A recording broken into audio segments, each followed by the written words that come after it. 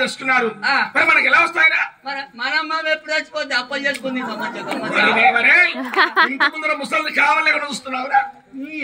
నాకు చెప్పులు కావాలా సైడీలు చెప్పులా సైడీలు లేదు నేను రాలేరు చెప్పులు ఎవరు దొరుకున్నారు ఈ వెంకటరావు దొరుకుని తిరుగుతాడా వెంకటరావు వాళ్ళ ఇంట్లో బర్రె చనిపోయింది చెప్పులు చేయించుకున్నారు మరి మనకి ఎలా వస్తాయిరా మన బర్రె ఎప్పుడు చచ్చిపోతే చెప్పులు చేయించుకుంటా బర్రె పెద్ద బర్రెలు చంపుతా బర్రె చచ్చిపోతే బర్రె చచ్చిపోతే పాలెండి అవుతారు పడుతాయి అమ్మిస్తారా పాలు అరే అమ్మ పాలు నువ్వు తాగుతావని నేను తాగుతా అనరా దొంగ అమ్మి చెప్పాలి నువ్వు దాగా నేను దాగా షాయ్ చేసుకున్నా పెరుగు తోడేసుకున్నా అమ్మ 2 లీటర్ల కేంద్రానికి పోతుంది కాదే మనం రోజు తాగేటి అమ్మ పాలేనా గౌడి భరించాడు ఇస్తుంది కాదే అందుకనే కమ్మగున్నాయిరా అమ్మే ఇస్తుంది కాదే అవునా సరే కానీ ఇప్పుడు ఎడుపోయా మనం కాశీపురము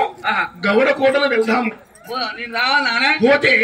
ఆ గౌడ కోటలో గౌడవారు తగు మర్యాద చేస్తాడు వస్తావా నేను రావాలా రావాలని నేను ఆగలేను మరే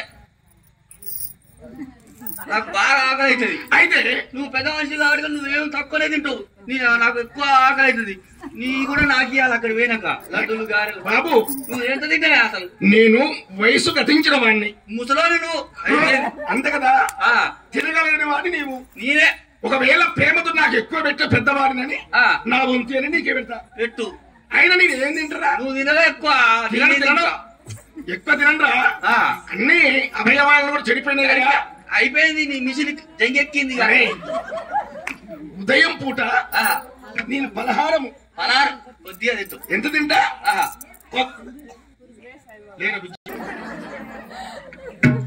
ఉదయం పూట పలహారం ఏ పాలు తింటా పలహారం కొద్దిగా తింటావు ఒక 25 ఇడ్లు తింటా పెద్ద మనిషిని అడగదు ఎందుకంటే ఎట్లా 25 ఇడ్లు తింటా 25 ఇడ్లీ అవి పిప్పర్మెంట్ అనుకుంటా షాక్లే